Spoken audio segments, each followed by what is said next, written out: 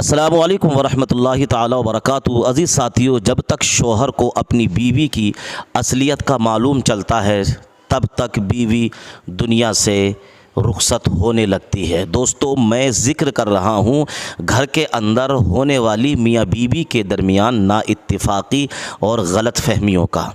आजकल अक्सर रिश्ते, हमारे घरों के जो अक्सर रिश्ते ख़राब होते हैं वो गलत फहमी की वजह से ख़राब होते हैं। अक्सर मियाँ बीवी में जो नाइत्तिफ़ाक़ी पैदा होती है, तलाक़ तक का जो नंबर आता है दोस्तों, उसकी वजह सिर्फ़ यही है कि मर्द को बीवी पर और बीवी को अपने शौहर पर एतमाद और उस पर भरोसा नहीं होता है। अक्सर रिश्ते आजकल इसीलिए टूटते हैं कि लोगों को अपनी बीवियों पर एतमाद नहीं है, वो उनके बारे में गलत सोचते हैं, उनके बारे में अच्छा नहीं सोचते। मिसाल के तौर पर अगर बीवी फ़ोन पर अपनी माँ से बात कर रही है या अपनी बहन से बात कर रही है तो शौहर को ये बात हज़म नहीं होती और वो बीवी को बार बार टॉर्चर करना शुरू करता है कि तुम इतनी देर किससे बात कर रही थी। अगर उसने अपनी बहन से बात करना शुरू की तो मर्द उसे बार बार टॉर्चर करता है कि तुम इतनी देर से किससे बात कर रही थी। अब उसके जहन के अंदर जो है गलत फहमियाँ आना शुरू हो जाती हैं कि कहीं ये किसी लड़के से तो उलझी हुई नहीं है, कहीं ये किसी गैर मर्द से तो बात तो नहीं कर रही है, कहीं दूसरे से इसका अफेयर, इसका चक्कर तो नहीं चल रहा है। बस जब भी ये बात जहन के अंदर आई तभी रिश्ते के अंदर कमज़ोरी पैदा होना शुरू हो गई।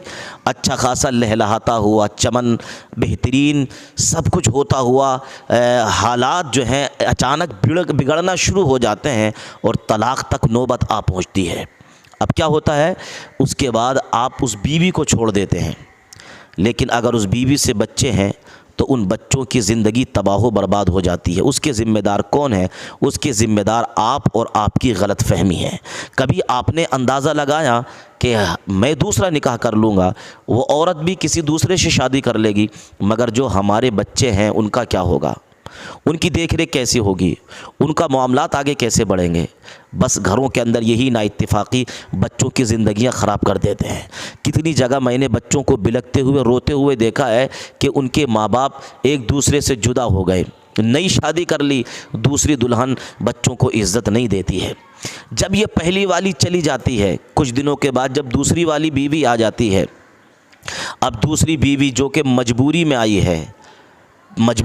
है, अब ये बीवी जो तमाशा बनाना शुरू करती है, शौहर की एक बात नहीं सुनती, दूसरों से कई कई घंटे ये भी मोबाइल पर बात कर रही है। अगर खाना वक्त पर तैयार नहीं है, कपड़े वक्त पर धुले हुए नहीं हैं, अब जनाब क्या कहें? जो हीरा था वो तो खो दिया ना। पहली वाली जो बीवी आई थी वो आपके पास मजबूर होकर नहीं आई थी, बल्कि वो आपके पास इसलिए आई थी कि वो इज़्ज़त के साथ आई थी आपके पास, वो मसरूर होकर आई थी आपके पास। तो हीरा तो आपने खो दिया। अब आपको पुरानी वाली बीवी की याद आएगी कि यार वो तो जूते भी धो के रख देती थी, कपड़े भी बढ़िया थे, मेरे बच्चों को भी सही से देख रही थी, घर के मामलात भी सही तरीके से चला रही थी। तो अब आपको याद आएगी उस बीवी की कि यार उसको अगर तलाक़ नहीं देता, उसको अगर छोड़ता नहीं तो आज मेरे घर के अंदर ये परेशानी, ये दिक्कत नहीं होती। तो अब आपने तब सोचा जबकि वो दुनिया छोड़कर आपकी चली गई, आपकी दुनिया से निकल गई, अब दूसरे के घर उसने बसा दिया। तो अब यहाँ क्या हुआ? आपकी ज़िंदगी बर्बाद, आपके बच्चों की ज़िंदगी बर्बाद, आपके अहले खाना की ज़िंदगी बर्बाद, आप ख़ुद बर्बाद। याद रखिए, जो मोहब्बत, जो प्यार पहली बीवी दे सकती है वो आपको दूसरी बीवी नहीं दे सकती। ये बात मेरी गांठ बांध कर रख लेना। मैंने बहुत सारे लोगों को रोते हुए देखा है कि जिन्होंने पहली बीवियों को छोड़ दिया, दूसरी बीवियां कर ली, 2-4 साल नहीं गुजरते हैं कि वो घुटनों पर आकर गिरते हुए, रोते हुए आते हैं कि हमारी ज़िंदगी बर्बाद हो गई, तबाह हो गई। कोई तावीज़ दे दो, कोई फूंक दो, किसी पानी पर फूंक दो ताकि उसके ऊपर असर हो जाए। याद रखना, जब चिड़िया चुग जाए खेत तो फिर पछतावे से कोई फ़ायदा नहीं। जब आपने अपनी ज़िंदगी खुद अपनी गलत फहमी की वजह से ख़राब की है तो अब तुम्हारे लिए ना कोई तावीज़ है, ना तुम्हारे लिए कोई पानी दम किया हुआ है जो तुम्हारी ज़िंदगी को सुधार सके।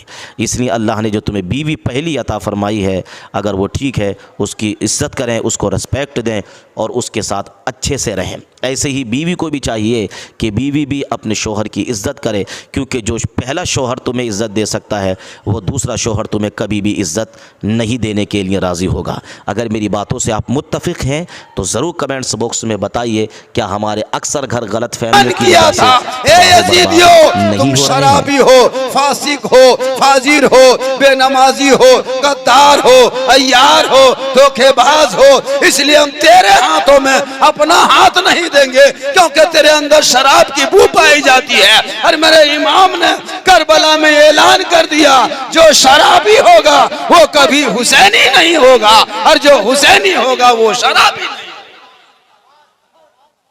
अब अगर पचरुखी में कोई ढोंका ढोंकी पीता होगा, वो समझ जाओ हम हुसैनी नहीं है, मैं नहीं मेरे इमाम बोलता है। दो आदमी पीता है लेकिन पचरुखी में नहीं। अरे बाप, यहाँ सब दूध क्यों धोवल है, पिया पी बात नहीं, यहाँ सब सीधा सब। अभी एक जगह कहा झारखंडी से पानी नहीं पड़ता है, वो खेतवन सब पड़ती है। हम बोले क्या हम जोत देंगे, हम जोत देंगे। बोले हजरत पनिया नहीं पड़ता है, क्या हम चुल्लू पंप लगे पटा देंगे। बोले हजरत दुआ करते न तो सब मिलके, हम बोले घर में खाली पनिया के लिए दुआ करे। अरे रज़ाक रब है, पानी बरसा के रोजी दे, चाहे सूरज की रोशनी से जला के रोजी दे। अल्लाह रज़ाक है, खेत रज़ाक। हम तो कहते हैं 12 महीना पड़े, रोजी खेत से थोड़ा है, वो तो एक हिला है। बताइए पानी रुक गया तो इतनी परेशानी, हजरत क्या होगा? कुछ नहीं होगा, अल्लाह रज़ाक है। 4 गो खेत के टोपी है, इसी में भरोसा है। होता है कि नहीं? इंसान देख रहा है, ये वो खेत रोपने के लिए पूरा गोतिया खाया, खानदान भाया, बाल बच्चा, चेंगेर बुतरू, पटका पटकी, फेटा फेटी, फिर भी वो खेत का दाना पनिया टेन लिया। लो, अल्लाह कितना बड़ा रहम करने वाला है, कितना बड़ा करम करीम है, कितना बड़ा सत्तार और गफ्फार है, जो अपने बंदे को पैदा किया। तू नाम नहीं लेता, लेकिन अल्लाह तुझे रोजी देता है। नारा, अरे मत पूछ, करबला दूर है, जाना जरूर है, जाना जरूर है। और इतना पिया है कि वो हाल घर में घुस गया। हम बोले बेटा यहाँ गोरू बनता है रे, ही करबला निकलो न रे। हम बोले कितना पिया था? बोल 1.5 बोतल। मुसलमानों पेशाब करके पानी नहीं लेता, कपार में पोटी, हाथ में पोटी, ऐसा कूदता है लगता गामा पलौन का भतीजा कूद रहा है। और ये फेट मारो सरिया के 3 दिन नहीं उठे। ये कौन हुसैनी?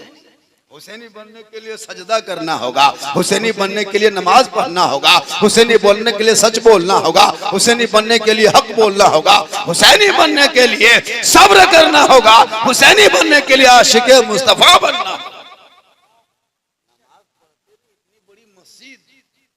नमाजी कितने होंगे मोटा मोटी? इमाम साहब कौन है? चले गए